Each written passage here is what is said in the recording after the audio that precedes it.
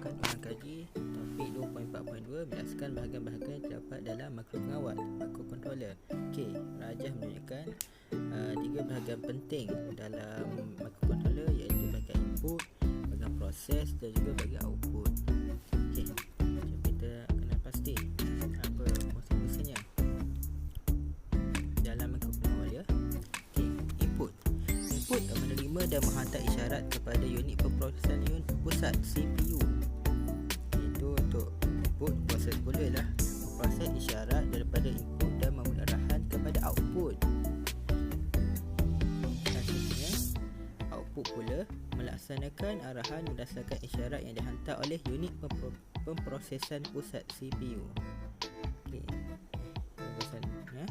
Okey, kita ke bahagian input.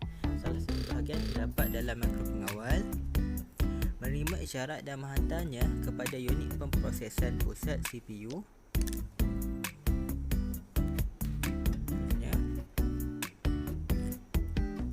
Bahagian input juga memperoleh isyarat daripada peranti input yang digunakan. Okey, kita alih menggunakan peranti input. Untuk bagi kedua, peranti input digital dan analog. Okey, peranti input digital, tengok di sini gambar rajah ataupun jadual peranti dipelajari.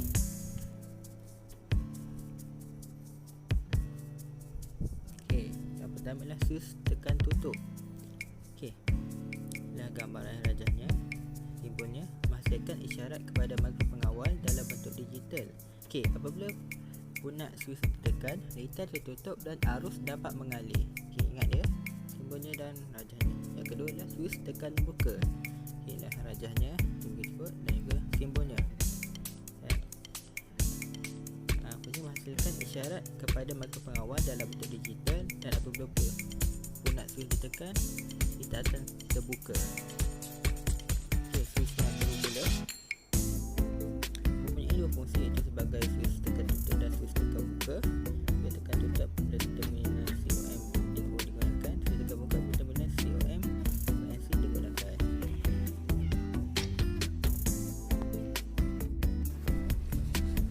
Switch micro akan menghantar isyarat dalam bentuk digital ya, semua ingat.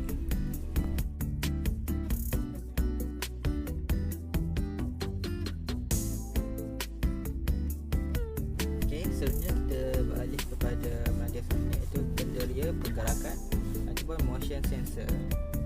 Okey, inilah gambar rajahnya, berfungsi untuk mengesan pergerakan haba yang dilakukan oleh manusia atau haiwan. Seterusnya, apabila berlaku pergerakan, isyarat akan dihantar kepada makropengawal ataupun microcontroller. Okey, seterusnya kita pada penderia air.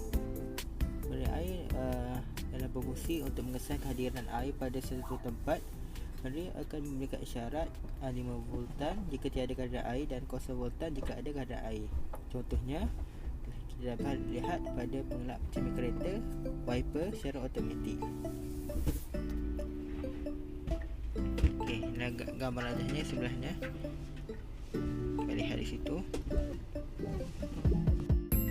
Okey, seterusnya kita akan beralih kepada peranti input analog. Okey, jadi pada penderia jarak infrared distance sensor di sini dapat lihat di rajahnya di situ. Okey, keterangan berfungsi untuk mengesan dan membaca ukuran jarak antara penderia dengan objek atau halangan, sama ada objek daripada logam atau bukan logam. Yang kedua, untuk mengesan objek berdasarkan penerimaan pantulan cahaya inframerah yang dipancarkan. Okey, fungsinya itu. Kita lihat rajah tu. Okey, yang kedua adalah penderia cahaya. Okey, yang rajahnya yang juga merupakan perintang peka cahaya LDR. Peka terhadap cahaya, perintangan berubah mengikut kecerahan.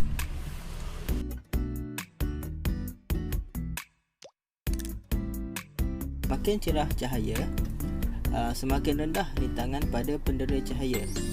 Okey, ingat ya.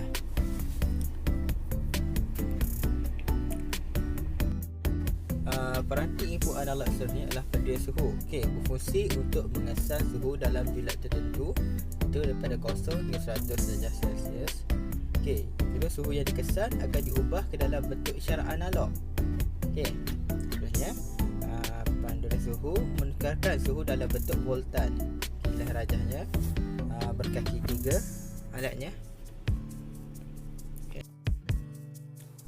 Okey, seterusnya kita akan pergi ke bahagian proses. Okey, proses akan dilakukan oleh unit pemprosesan pusat CPU.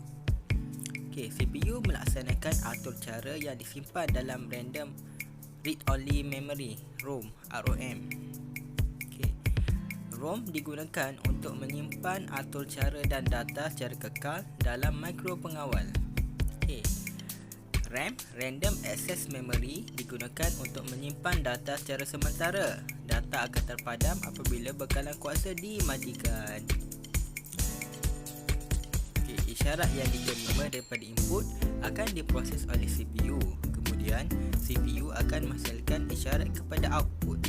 Proses dilakukan berdasarkan atur cara yang ditetapkan dalam mikro pengawal. Itulah bahagian proses.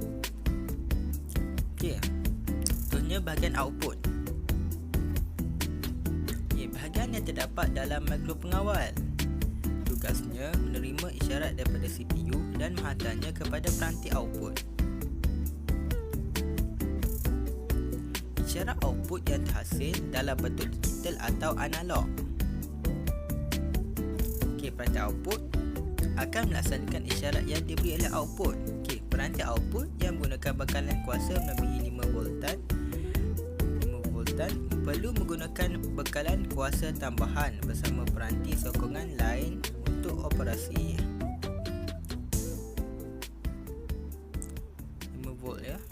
Peranti output yang menggunakan bekalan kuasa melebihi 5 volt perlu menggunakan bekalan kuasa tambahan bersama peranti sokongan yang lain untuk beroperasi.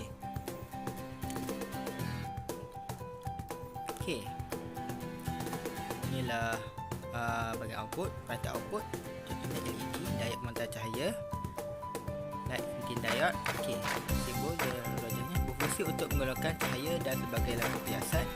Perlu digunakan bersama perintah untuk mengelakkannya daripada rosak atau untuk mengawal kecerahan. Okey, seterusnya pembas atau buzzer dulu, simbol dan rajahnya berfungsi dengan cara menggerakkan gelombang elektrik kepada gelombang bumi berfrekuensi tinggi. Alat ini boleh digunakan sebagai pengguna keselamatan.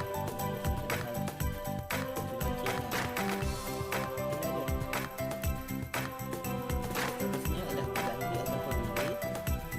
Digunakan sebagai switch kawalan lintang arus tinggi, akan digunakan apabila arus elektrik melaluinya dan sebaliknya. Seterusnya motor arus terus. Simbol dan rajahnya berputar apabila arus elektrik melaluinya. Akan berputar berlawanan arah apabila penyambungan wayar positif dan negatif dipasang secara terbalik. Memerlukan kemana motor driver bersamanya untuk berfungsi. Motor arus terus ya. Kita pergi ke bahagian seterusnya, iaitu peranti output seterusnya. Lampu LED 12 volt berfungsi untuk mengeluarkan cahaya apabila arus elektrik mengalir melaluinya. Inilah rajahnya. Selamat belajar dan jumpa lagi dalam PDPR yang berikutnya.